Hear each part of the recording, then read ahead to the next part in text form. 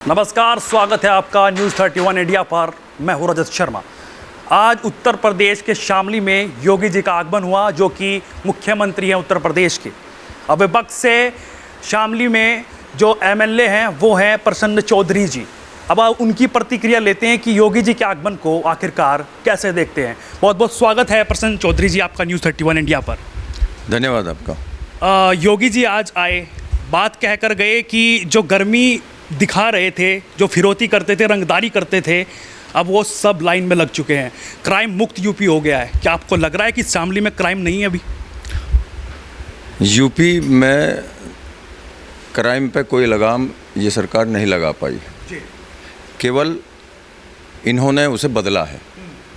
रही बात शामली की, यहाँ भी जो घटनाएं घट रही हैं, मैं टोटली यदि उनका जिक्र करूं तो रिजल्ट यही होगा कि क्राइम झुका तो है और बढ़ रहा है।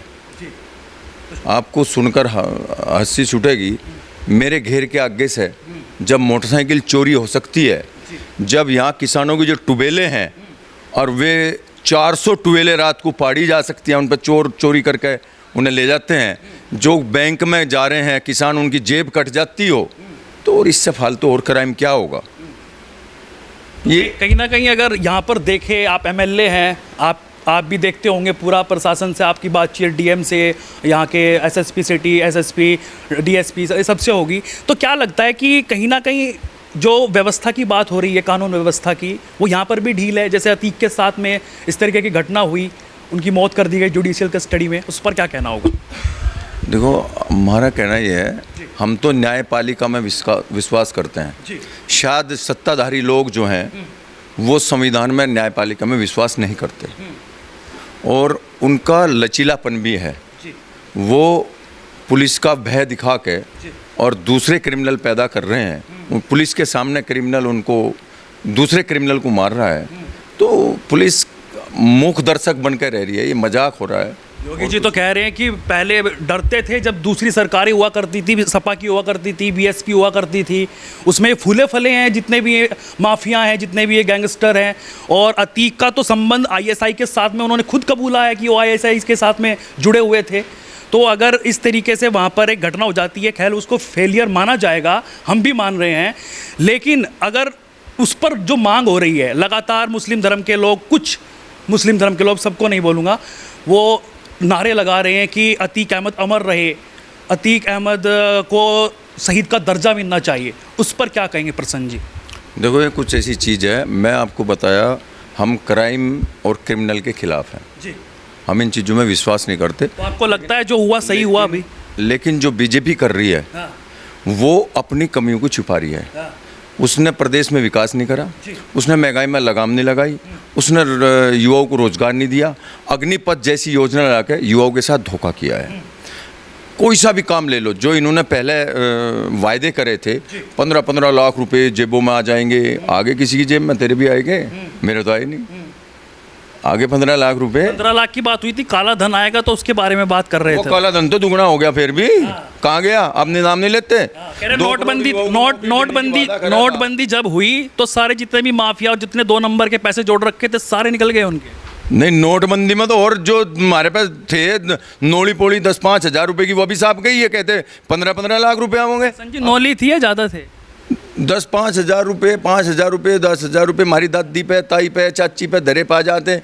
अब क्यों, हमारी परंपरा है, कोई न आओगा 2 रुपये दे देगा, मिलाई सिलाई के मेरे, वे भी साफ कर दिए थे इन्होंने, तो वहाँ भी नहीं छोड़ देते। अच्छा। हाँ, ये काला धन तो क्या खत्म करेंगे? काला धन तो दुगना हो गया। काला धन तो इस देश के अंदर दुगना बढ़ा है। रिकॉर्ड देख लो आप, क्या है। योगी जी आज शामली में आए, कहने लगे कि बहन बेटियों को सम्मान मिला है, पहले बाहर नहीं निकल पाती थी। जिस तरीके से महिला सशक्तिकरण की बात करके गए हैं, आपको नहीं लगता कि शामली अब भयमुक्त हो चुका है? कहाँ हुआ महिला सशक्तिकरण? हाथरस का कांड भूल लेनी। अंकिता भंडारी भी डबल इंजन की सरकार, वो भी नज़दीकी है। बिजनौर में जो घटना हुई थी वो भी नज़दीकी है। ये लोग सब जानते हैं, ये इतने भकाए में नहीं आने के। ये तो सब बहकावे की चीज़ है, ये प्रोपेगेंडा रचते हैं, झूठ सच बोलते हैं। यहाँ ज़रूरत थी, यदि योगी जी आए थे तो गन्ने का भाव घोषित होता, वो चाहिए था इन लोगों को। दूसरे नंबर पे पेमेंट नहीं हुआ 6 महीने तक भी। आज 700 करोड़ रुपए मिलों के हैं, किसान क्या करे? जो छोटे व्यापारी उन पर जीएसटी के छापे पड़ रहे हैं और जीएसटी में उनकी दम काट दिया, वे उनका दम घुट रहा है। उनके नाम का कुछ घोषणा, जीएसटी के नाम का, छोटे व्यापारी के नाम का कुछ घोषणा नहीं करके गए, किसानों के नाम की कुछ घोषणा नहीं हुई, किसानों के पेमेंट की कुछ घोषणा नहीं हुई, युवाओं के नाम की कोई घोषणा नहीं हुई। हाँ, इतना तो हुआ भाई, एक तो फायदा हुआ हमें, सड़क पर जो गड्ढे थे ना योगी की आने, तो वो तो बन गए। 2 किलोमीटर की सड़क बन गई, योगी जी आए थे। अच्छा। सड़क बन गई, नहीं अभी नहीं बन रही थी। आप देखते कहीं ना कहीं एक्सीडेंट होता। अच्छा। और जो आवारा पशु घूम रहे हैं उनका कोई इलाज नहीं हुआ। हाँ। क्योंकि योगी जी तो बाई एयर आए। हाँ। मैं तो ये चाह रहा था आदरणीय मुख्यमंत्री जी हमारे ज़िले में बाई रोड आते। हाँ। और जो आवारा पशु हैं वो भी उनको दिखाई देते फिर। हाँ। तो पता चलता इस प्रदेश की, इस ज़िले की क्या स्थिति है। हाँ। शामली में वो आए, पहले सहारनपुर दौरा हुआ, फिर शामली हुआ। अगर इधर पूरे पश्चिम की बात करी जाए, जिस तरीके से वो बार बार कह रहे कि यहाँ पे माफियाओं की बात वो कर रहे थे कि इधर में भी बहुत सारे माफिया थे जो कि ख़त्म होते जा रहे हैं, और जो पहले जिनकी गर्मी ज़्यादा उठ रही थी अब उनकी गर्मी भी कम हो गई है। आखिरकार किसकी तरफ संकेत था, क्या लग रहा था, क्या हो सकता है? मैं आपको बताऊँ, प्रोपेगेंडे वाले हैं। वो विकास तो कर नहीं सकते, वो रोजगार तो दे नहीं सकते, वो दूसरी उसमें बहकावा चाहते हैं। मैं कहता हूँ ये जो भूमि है ना पश्चिम उत्तर प्रदेश की, ये बाबा मोहर सिंह और बाबा श्यामल जी और स्वर्गीय चौधरी चरण सिंह जी, चौधरी महेंद्र सिंह टिकैत जी की भूमि है। ये लोग डरने वाले नहीं हैं, प्रोपेगेंडे में बहकावे में बीजेपी के आने वाले नहीं है। इन्होंने बीजेपी का यहाँ पिछले एमएलए के चुनाव में सफाया किया, और वो कितने भी प्रलोभन दे लें, कितने भी बात कर ले कानून की और झूठे प्रलोभन, पलायन वलायन सलायन की कहीं की, यहाँ तो बीजेपी के खिलाफ जाएंगे। और जैसे उसमें जी एक सवाल मेरा आपसे, 10 की 10 सीटों पर अब का फिर सफाया कर देंगे, 10 सीट हैं यहाँ। अच्छा प्रसन्न जी, एक सवाल मेरा आपसे, जिस तरीके से आप यहाँ पे मौजूदा विधायक हैं, आप अपनी बात विधानसभा में रखते हैं, सदन में रखते हैं, तो क्या उस पर कुछ संज्ञान लिया जाता है, या फिर क्योंकि आप यहाँ की बात करते होंगे, विकास की बात करते होंगे, आपने खुद ये कहा है कि यहाँ पर कोई विकास नहीं हो रहा है, तो उसकी बात तो करते होंगे ना वहाँ पर, या उस पर भी संज्ञान नहीं लिया जाता? मैं बताऊँ, हम विपक्ष के लोग हैं, जो सरकार की कमियां होंगी, हमारा फर्ज है उन कमियों को उठाना। जो भी कमियां होंगी, चाहे वो कहीं भ्रष्टाचार हो, चाहे कहीं सड़कें गलत बनी हो, हम उन्हें उठाएंगे, विधानसभा में उठाएंगे। अब एक ऐसी सड़क मैं आपको बता दूं, साल भर से उस 6 बिन्ने बने हुए हैं, सारी तो टूट गई। 5 मीटर की चौड़ाई थी, 3 मीटर की चौड़ाई की बनी। और भी कितने यहाँ ऐसे मैटर हैं जो उलझे पड़े हैं, जिन्हें ये छुपाने के लिए सब काम प्रोपेगेंडे रचती है। ऐसा उन्होंने ये भी कहा कि पश्चिम में कर्फ्यू लग जाते थे, दंगे होते थे, मुजफ्फरनगर जैसा दंगा हुआ था, लेकिन अब जब से बाबा की सरकार आई है तब से कोई दंगा नहीं है। कोई भी ऐसा सोच भी नहीं सकता है कि किसी को मारे या किसी के साथ में कुछ गलत काम करे, या फिर कुछ ऐसी बात कि जो एक क्राइम में आती है वो कोई सोच भी सके अपने दिमाग में। नहीं, बार बार आप उसी बात पे मजा ले जा रहे हो, दंगे और क्राइम। मैं उस पर आना नहीं चाहता, लेकिन जब सत्ता में वही लोग बैठ के जो यहाँ दंगे कराते थे, जो यहाँ झगड़े कराते थे, तो झगड़े कराने वाले लोग तो वही तो हैं। ये जो विपक्ष के लोग हैं, ये झगड़े थोड़ा ही कराते हैं। हम तो उन चीज़ों में विश्वास ही नहीं करते।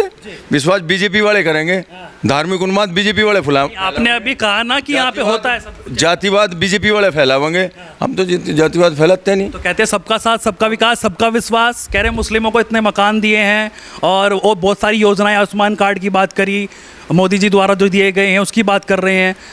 नहीं, जो योजना आवेगी उसका लाभ तो सबे मिलेगा, लेकिन वो तो धार्मिक उन्माद फैलाते हैं, उसे पलायन की बात करते हैं। यहाँ पलायन है, यहाँ तो पलायन नाम की चीज़ नहीं। विकास क्यों नहीं करा? यहाँ तो विकास चाहिए, यहाँ तो किसानों का पेमेंट चाहिए। कैराना में हुआ नहीं था पलायन एक टाइम पे? कोई पलायन नहीं हुआ कहीं। पक्का? हाँ, फाइनल। प्रसन्न जी कह रहे हैं? हाँ, मैं कह रहा हूँ पलायन था ही नहीं वहाँ। अच्छा। कहीं भी पलायन नहीं आया। ये तो प्रोपेगेंडा था, एक राजनीतिक स्टंट था। चलिए, तो देखिए हमारे साथ में प्रसन्न चौधरी जी मौजूद थे, जो कि शामली से विधायक है। इन्होंने पूरी तरीके से बेबाकी से बताया कि आखिरकार किस तरीके से योगी के आगमन को देखते हैं। जिस तरीके से उन्होंने आज भाषण दिया उस पर इन्होंने जवाब दिया है। ऐसे ही लगातार जुड़े रहिए न्यूज़ 31 इंडिया के साथ। बेबाकी से अपनी राय हम लगातार रखते रहेंगे। नमस्कार।